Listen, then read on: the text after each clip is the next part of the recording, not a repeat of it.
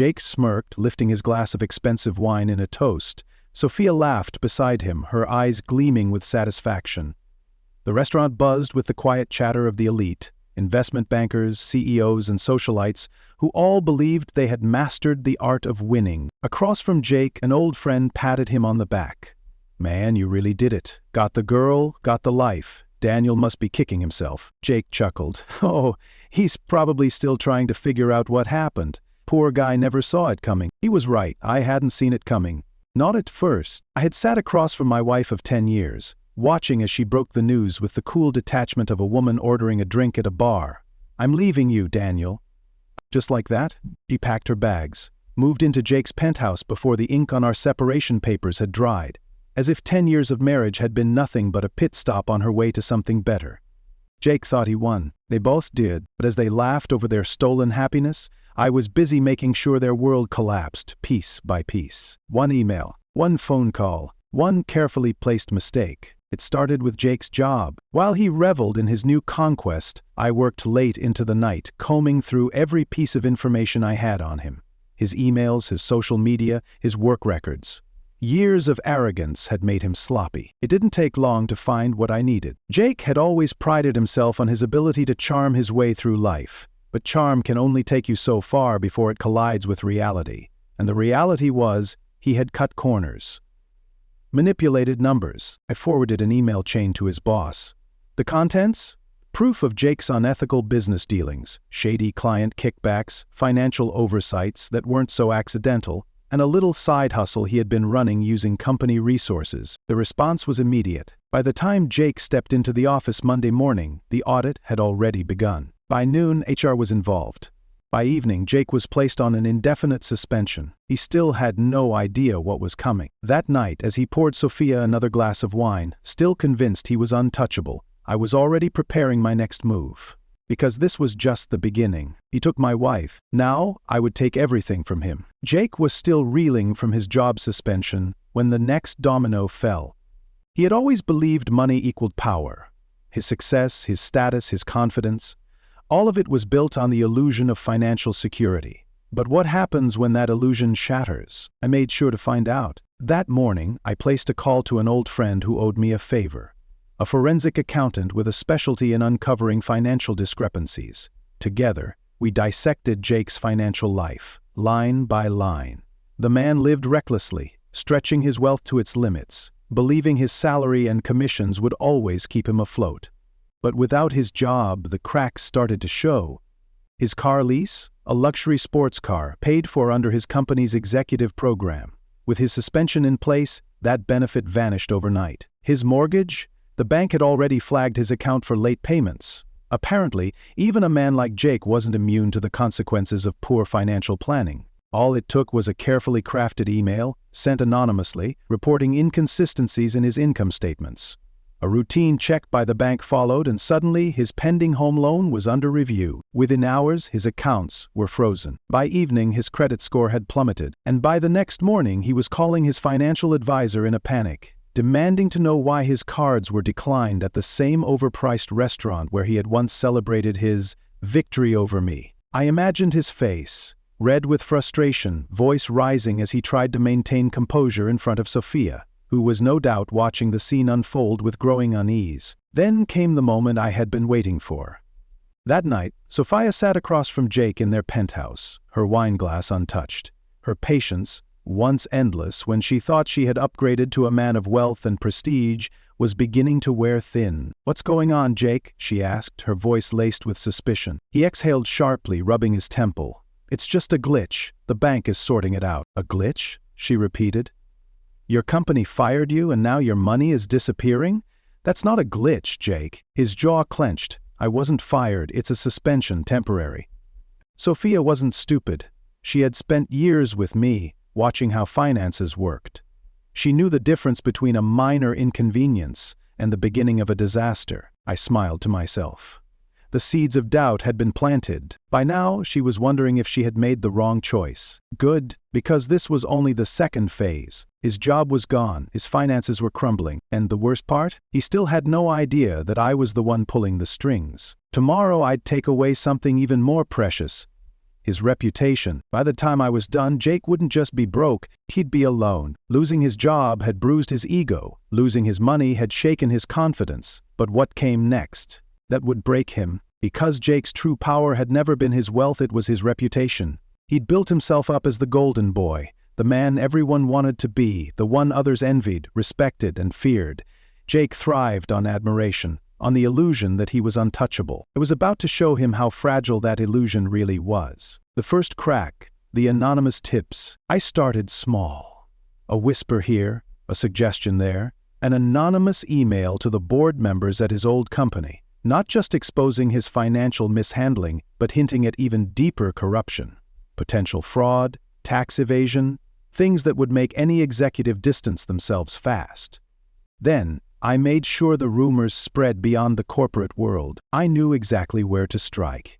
His social circle, the high-end clubs, the charity events, the circles of influence where he liked to parade Sophia around like a trophy. A few well-placed conversations with the right people, and suddenly Jake was the subject of hushed whispers.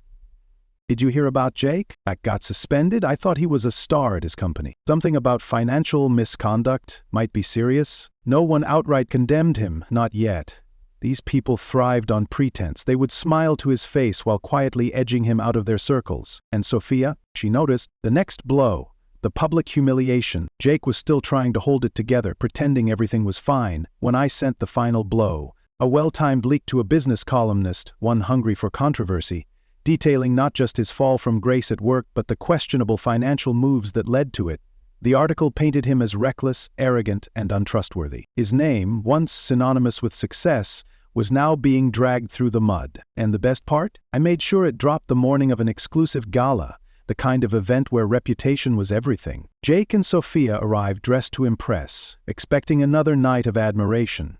Instead, they walked into a room that suddenly felt much colder. People who once fawned over them now offered tight, polite smiles. Conversations cut short when Jake approached. A few turned away entirely. Sophia, dressed in her most expensive gown, felt it first. That creeping realization that they were no longer welcome. "Jake?" she whispered, her grip on his arm tightening. "Why is everyone acting weird?" He forced a smirk. "It's nothing, just a bunch of jealous idiots." But she wasn't convinced, because when she glanced across the room, she saw me. I raised my glass to her, and that was the moment she knew. Her perfect new life was unraveling, and she had made a terrible mistake. By now, Jake's life was crumbling around him. He had no job. His finances were in shambles. His reputation was in free fall. But the worst part, he could feel Sophia slipping away. And that was exactly what I wanted, the slow unraveling. Sophia had always loved luxury, the finer things in life, the security of knowing she was with a man who could give her everything. But now, the cracks were showing. The first real sign of trouble came when they went out to dinner, one of their usual high-end spots. Except this time, when Jake handed over his card, the waiter returned a moment later, clearing his throat. "Sir, I'm afraid your card was declined." Jake stiffened. "Run it again." The waiter forced a professional smile. "I did. Twice." Sophia's face turned red with embarrassment as murmurs from nearby tables reached her ears. She could feel people watching, judging. Jake fumbled for another card. It worked, but the damage was done. They left in silence. At home, Sophia poured herself a glass of wine, swirling it absent-mindedly. "Jake," she said after a long pause. "How bad is it, really?" After a moment's pause, he sighed, rubbing his temple. It's just a temporary setback." Sophia set her glass down. "Losing your job was temporary. The bank freezing your accounts was temporary. But now, people are talking, Jake. They're avoiding us." He clenched his jaw. "So what? You're going to leave me?" She hesitated, and that hesitation was all he needed to see. The seed of doubt. I knew it was only a matter of time before Sophia came looking for me, so I waited. And sure enough, late one evening my phone buzzed. A simple message. They tried pulling the pair away. I took my time responding, let her sit with her thoughts. When I finally agreed, I chose the perfect spot. A quiet, upscale bar. Neutral ground, but with just enough class to remind her of what she had walked away from. She arrived looking different, not as polished, not as confident. Her designer bag suddenly seemed heavier, as if she was clutching on to the last remnants of the life she had chosen. "Daniel," she breathed, sliding into the seat across from me. I leaned back, taking a slow sip of my drink. "Sophia." She hesitated, then let out a small, nervous laugh. "I know I probably don't deserve to be here, but I just needed to talk to you." I said nothing. Let the silence work against her. She swallowed. "Jake's struggling." I raised an eyebrow. "Struggling?" She nodded. "I didn't expect things to get this bad. He's angry all the time, frustrated. He won't tell me everything, but I can see it. And people, they don't treat him the same anymore." I tilted my head. "And why are you telling me this?" She faltered. "I don't know, I guess I've been thinking a lot. About us. About whether I made the right choice, whether we should ever make." There it was, the moment she realized she had thrown away something real for an illusion. I leaned forward slightly, my voice calm, measured. "And did you?" She bit her lip, looking away. "I don't know, but I did, and soon she would too." Sophia sat across from me, her once radiant confidence replaced with something unfamiliar. Doubt. Regret. She had spent years convinced that she was trading up, that Jake was the better option. But now, as she sat in this dimly lit bar, swirling her untouched wine, she looked like a woman who had been cheated. Not by me, but by the fantasy she had chased. I let the silence stretch between us, watching as she fidgeted. She wanted me to ask, to give her an opening, but I wouldn't. Finally she sighed. "I miss you, Daniel." I smiled faintly. "You miss me, or you miss the life I gave you?" Her lips parted slightly, as if I had struck something deep inside her. She shook her head. "That's not fair." I leaned back. "Fair? I think it's more than fair. You chose him, Sophia. And now, when things get hard, when Jake isn't who you thought he was, you want to talk to me about regret?" Her hands tightened around her glass. "I never stopped caring about you." I chuckled, a low, knowing sound. "You stopped the moment you packed your bags." She flinched. "I made a mistake." I tilted my head. "A mistake is forgetting an anniversary. A mistake is saying something you don't mean. What you did wasn't a mistake, Sophia. It was a choice. A deliberate, calculated choice." Her eyes glistened, but I felt nothing, no sympathy, no nostalgia, just satisfaction. "I just thought," she whispered, voice fragile. "I thought Jake would—" I cut her off, my tone sharper now. "You thought he'd be better than me." She closed her eyes briefly, as if she hated hearing the truth spoken out loud. I took another sip of my drink, letting the ice clink against the glass. "So, tell me, Sophia, what do you want from me?" Her lips trembled. "I don't know." I exhaled, setting my glass down. "You do. You want to know if I'd take you back, if we could rewind, erase everything, pretend none of this happened." She swallowed hard, and for the first time in years she looked small. I leaned in slightly, lowering my voice. "That's not how life works." A tear finally slipped down her cheek. "Daniel, please." I stared at her for a long moment, taking in the wreckage of her decisions. The once flawless woman who believed she had won was now sitting before me, shattered by her own choices. Then I spoke, delivering the final words that would seal her fate. She already moved on. Her breath hitched. I stood up, adjusting my jacket.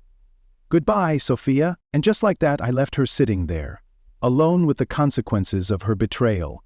The aftermath. Jake's downfall was complete. His job, his finances, his reputation, gone. Sophia? She tried to hold on, but the moment she saw me walk away, she knew. She had hitched her future to a sinking ship. A month later, I heard through the grapevine that she left Jake. Whatever love or convenience had been there evaporated once she realized he couldn't maintain the life she wanted. And me? I thrived. I built something better, stronger, found someone who truly valued me. And the best part? Jake knew I had won. The man who thought he had taken everything from me ended up with nothing. And that was the sweetest revenge of all.